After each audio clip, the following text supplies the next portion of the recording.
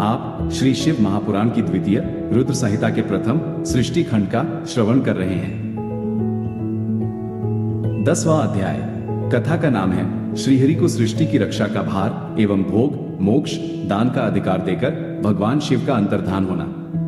परमेश्वर शिव जी बोले, उत्तम व्रत का पालन करने वाले हे हरे, हे विष्णु, अब आप मेरी दूसरी आज्ञा सुने। उसका पालन करने से आप सदा समस्त लोकों में माननीय और पूजनीय होंगे। ब्रह्मा जी के द्वारा रचे गए लोक में जब कोई संकट उत्पन्न हो तब आप उन संपूर्ण दुखों का नाश करने के लिए सदा तत्पर रहना। मैं संपूर्ण दुस्सह कार्यों में आपकी सहायता करूंगा। आपके दुर्जय और अत्यंत उत्कट शत्रुओं को मैं मार गिराऊंगा। हे हरे, आप नाना प्रकार के अवतार धारण करके लोक में अपनी उत्तम कीर्ति का विस्तार कीजिए और संसार में प्राणियों के उद्धार के लिए तत्पर रहिए। गुणरूप धारण कर मैं रुद्र निश्चित ही अपने इस शरीर से संसार के उन कार्यों को करूंगा जो आपसे संभव नहीं है, इसमें संदेह नहीं है। आप रुद्र के ध्येय हैं और रुद्र आपके ध्येय हैं। आप दोनों में और आप तथा रुद्र में कुछ भी अंतर नहीं है। हे महाविष्णु, लीला से भेद होने पर भी वस्तुतः आप लोग एक ही तत्व हैं। ये सत्य है, इसमें संशय नहीं है। जो मनुष्य रुद्र का भक्त होकर आपकी निंदा करेगा उसका सारा पुण्य तत्काल भस्म हो जाएगा। हे पुरुषोत्तम विष्णु, आपसे द्वेष करने के कारण मेरी आज्ञा से उसको नरक में गिरना पड़ेगा। ये सत्य है, इसमें संशय नहीं है। आप इस लोक में मनुष्यों के लिए विशेषता भोग और मोक्ष प्रदान करने वाले और भक्तों के ध्येय तथा पूज्य होकर प्राणियों का निग्रह और अनुग्रह कीजिए।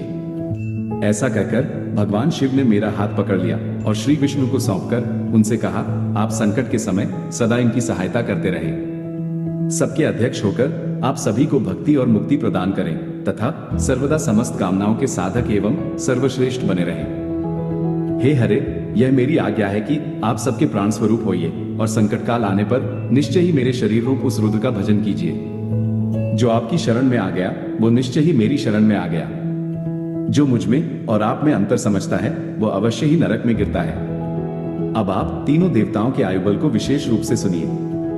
ब्रह्मा, विष्णु और शिव की एकता में किसी प्रकार का संदेह नहीं करना चाहिए। 1000 चतुर्युग को ब्रह्मा का एक दिन कहा जाता है और उतनी ही उनकी रात्रि होती है।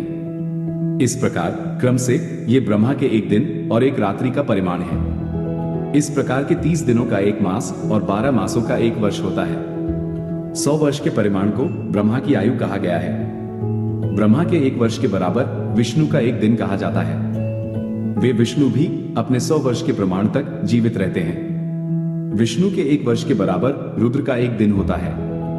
भगवान रुद्र भी उस मान के अनुसार नर रूप में 100 वर्ष तक स्थित रहते हैं। तदनंतर शिव के मुख से एक श्वास निकलता है और जब तक वह निकलता रहता है तब तक वह शक्ति को प्राप्त कर पुनः जब निश्वास लेते हैं तब तक ब्रह्मा, विष्णु, शिव, गंधर्व, नाग और राक्षस आदि सभी देहधारियों के निश्वास और उच्छ्वास को बाहर और भीतर ले जाने के क्रम की संख्या है सुरसतम।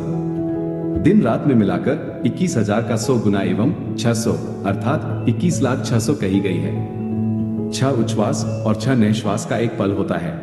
60 पलों की एक घटी और 60 घटी प्रमाण को एक दिन और रात्रि कहते हैं। सदाशिव के निश्वासों और उच्छ्वासों की गणना नहीं की जा सकती है।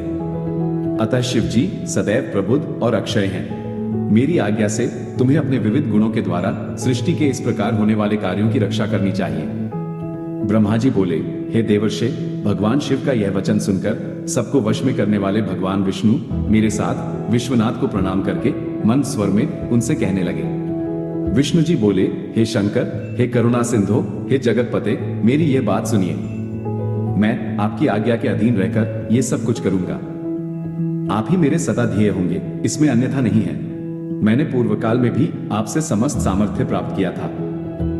हे स्वामिन, क्षणमात्र भी आपका श्रेष्ठ ध्यान मेरे चित्त से कभी दूर न हो। हे स्वामिन, मेरा जो भक्त आपकी निंदा करे उसे आप निश्चय ही नरकवास प्रदान करें। हे नाथ, जो आपका भक्त है वह मुझे अत्यंत प्रिय है। जो ऐसा जानता है उसके लिए मोक्ष दुर्लभ नहीं है। आज आपने निश्चय ही मेरी महिमा बढ़ा दी है। यदि कभी कोई अवगुण आ जाए तो उसे क्षमा करें। ब्रह्मा जी बोले, तदनंतर विष्णु के द्वारा कहे गए श्रेष्ठ वचन को सुनकर शिव जी ने अत्यंत प्रीतिपूर्वक विष्णु से कहा कि मैंने आपके अवगुणों को क्षमा कर दिया है। विष्णु से ऐसा कहकर उन कृपानिधि परमेश्वर ने कृपापूर्वक अपने हाथों से हम दोनों के संपूर्ण अंगों का स्पर्श किया। सर्व दुखारी सदाशिव ने नाना प्रकार के धर्मों का उपदेश कर हम दोनों के हित की इच्छा से अनेक प्रकार के वर दिए।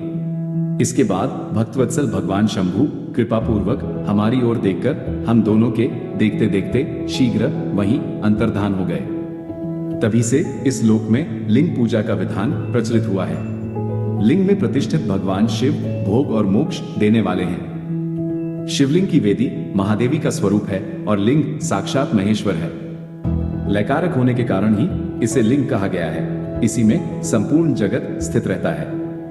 जो शिवलिंग के समीप स्थिर होकर नित्य इस लिंग के आख्यान को पढ़ता है वह 6 मास में ही शिवरूप हो जाता है। इसमें संदेह नहीं करना चाहिए।